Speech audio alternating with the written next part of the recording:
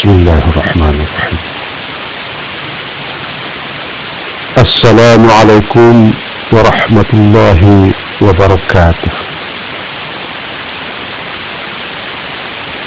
Alhamdulillahilladzi ikhtassa syahra Ramadana bifadilati siyam.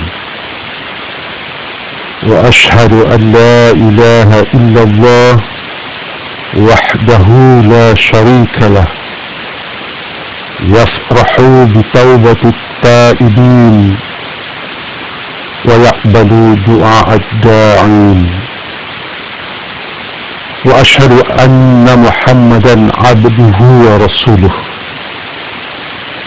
alladhi amarahu rabbuhu fa'ajab, wa ala alihi wa ashabihi الذين أحيوا أيام رمضان بتلاوة القرآن وبالتهجد والقيام. قال الله تعالى: يا أيها الذين آمنوا كتب عليكم الصيام كما كتب على الذين من قبلكم لعلكم تتقون. Sadaqallahul azim.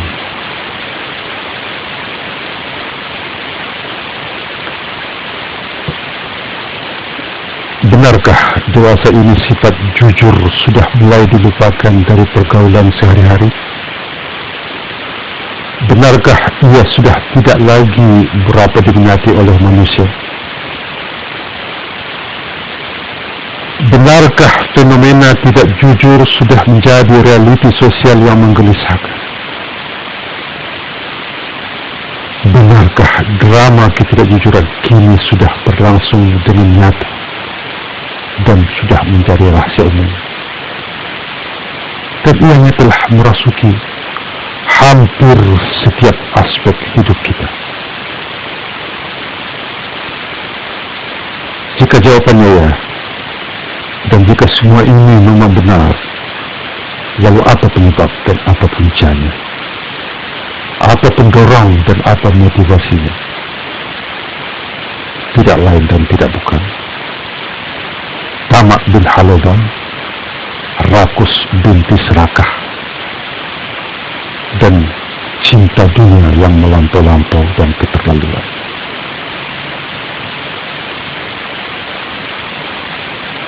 Tamak kepada kebendaan mengakibatkan manusia semakin jauh dari nilai-nilai kejujuran dan terhempas di dalam kubangan materialisme dan hedonisme yang cenderung menghalalkan segala cara. Sekarang, untuk mencari uang dan mendapatkan jawatan, ramai manusia tidak peduli lagi soal halal dan haram. Untuk mendapatkan pangkat dan merebut kedudukan, ramai manusia tergamak menghalalkan segala cara. Maka muncullah ungkapan-ungkapan bacul, tetapi ada kebenarannya. Mencari yang haram pun susah, jangankan pula mencari yang halal. Bahkan ada ungkapan yang lebih dahsyat lagi: orang jujur akan terbujur, orang lurus akan kurus, dan orang ikhlas akan tertindas.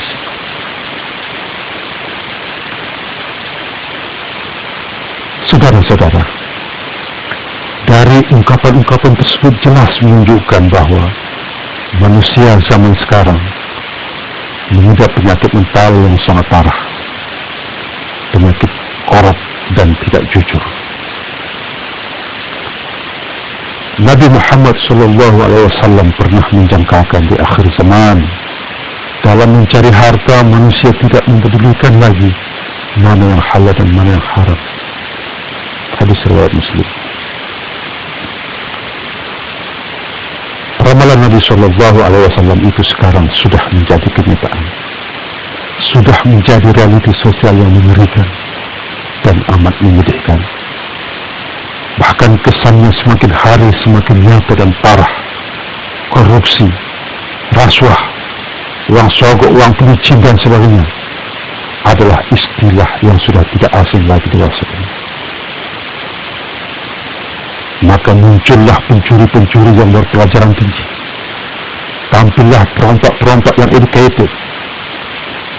Dan bilangan mereka semakin ramai, tidak terkecuali di dunia politik.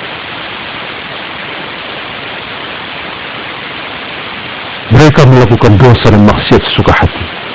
Mereka berlumba-lumba mengejar kekayaan dan kemewahan dunia tanpa mengambil kira ketentuan syarak dan moral. Mereka merebut pangkat dan jabatan dengan cara kotor dan menjijikan. Mereka lakukan semua itu tanpa had dan sempadan, dan tanpa perasaan takut dan sedikit rasa malu.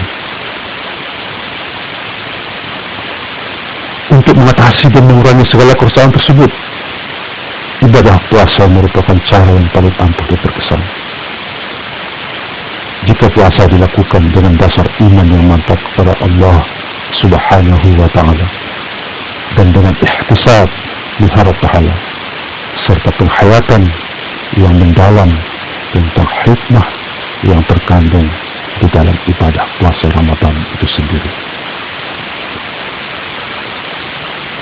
Saudara-saudari sekalian,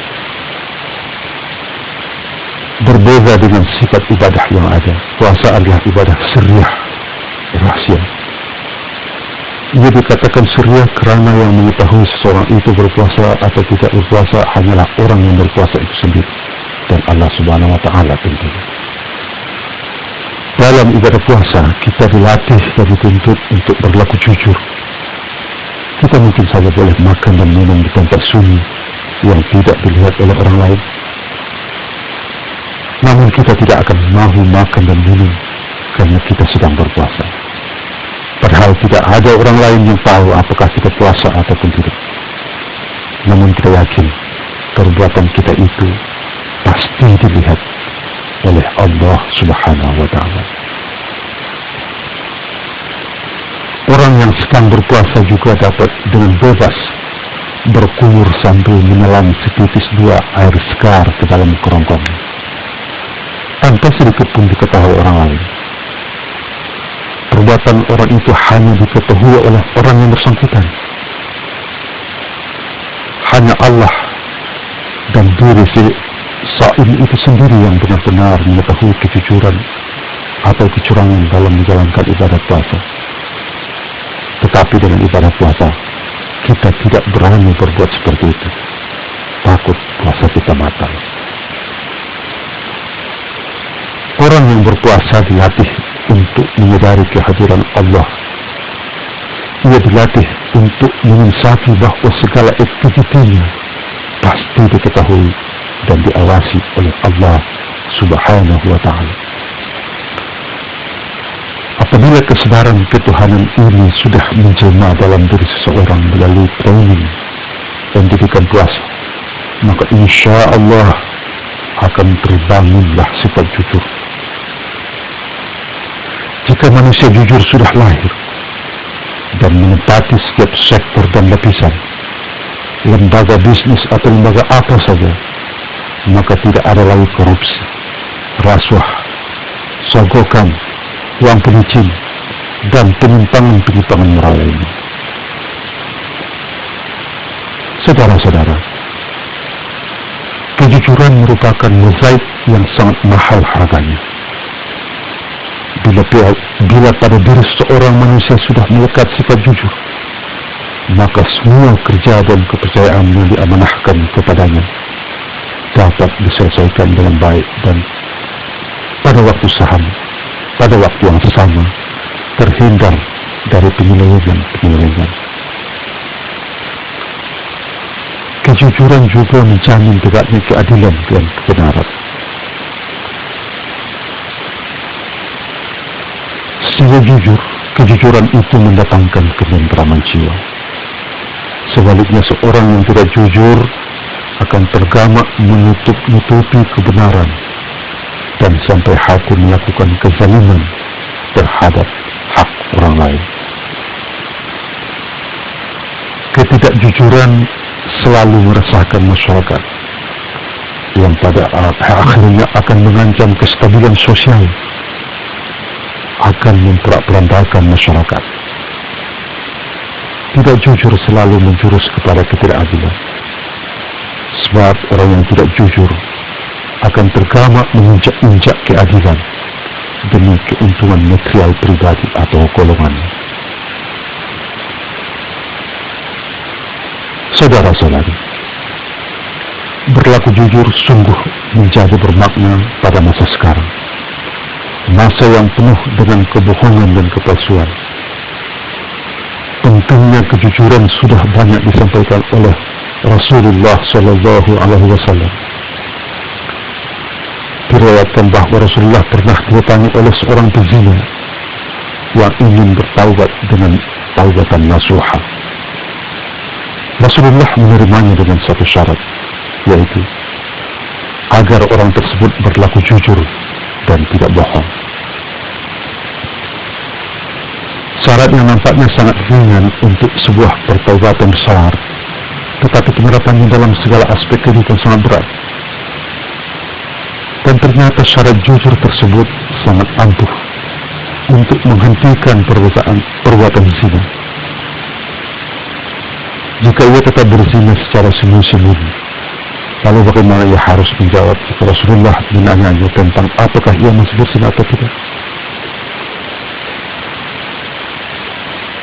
Jadi untuk menghindari kebohongan kepada Nabi, maka si pezina mengakhiri perilakunya yang dusta itu dan kemudian benar-benar bertaubat dengan penuh hayatan. Dari riwayat itu dapat ditarik kesimpulan bahwa kejujuran sangat signifikan dalam membersihkan perilaku menyimpang seperti korupsi, kolusi, penipuan, manipulasi, rasuah, dan yang seangkatan dengannya. Dosa ini kesadaran untuk menumbuhkan sifat jujur sebagai buah dari ibadah puasa kiranya perlu mendapat perhatian serius. Pendidikan kejujuran yang melekat pada ibadah puasa perlu dikembangkan sebagai sebahagian daripada kehidupan nyata dalam masyarakat. Sebab apabila kejujuran sudah disingkirkan, maka keadaan masyarakat yang rosak akan menjadi lebih rosak lagi. Korupsi dan kolusi terjadi di mana-mana. Rasuah bermaharajalela. Kemungkaran sengaja disokong oleh orang-orang tertentu demi mendapatkan uang. Fenomena kebohongan dan tersingkirnya sifat jujur mengentalkan masyarakat dan bangsa kita pada beberapa musibah nasional yang berlangsung secara beruntun dan silih berganti tiada henti. Terjadinya malapetaka berupa krisis ekonomi yang melanda segala negara adalah cermin paling jelas dari sebab hilangnya sukma kejujuran dan semakin mekarnya kepalsuan dalam kehidupan bangsa kita. Dalam menghadapi kes-kes yang gawat seperti ini, pesan-pesan profetik keagamaan seperti pesanan luhur ibadah puasa dapat ditransformasikan untuk membongkar sangkar kepalsuan dan membangun kejujuran sejati. Ada yang secara pesimis berpendapat bahwa membangun kejujuran pada era materialisme sekarang adalah suatu utopia dan angan-angan kosong. Oleh kerana merebaknya sifat tidak jujur dalam masyarakat dan